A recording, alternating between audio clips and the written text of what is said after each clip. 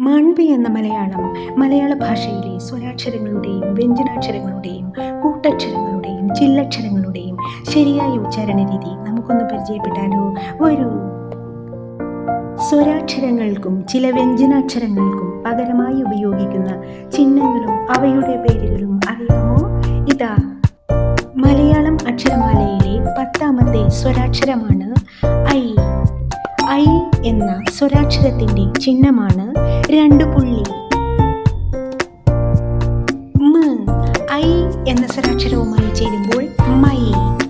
ഉ, ഐ എന്ന സ്വരാക്ഷരവുമായി ചേരുമ്പോൾ വൈ. ന്, ഐ എന്ന സ്വരാക്ഷരവുമായി ചേരുമ്പോൾ നൈ. ഋ, ഐ എന്ന സ്വരാക്ഷരവുമായി ചേരുമ്പോൾ റൈ.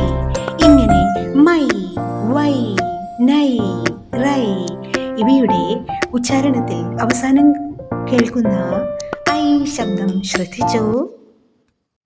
കൂട്ടുകൂടൂ, ഇഷ്ടം ചേർക്കൂ, പ്രതികരിക്കൂ, പകർന്നു നൽകൂ.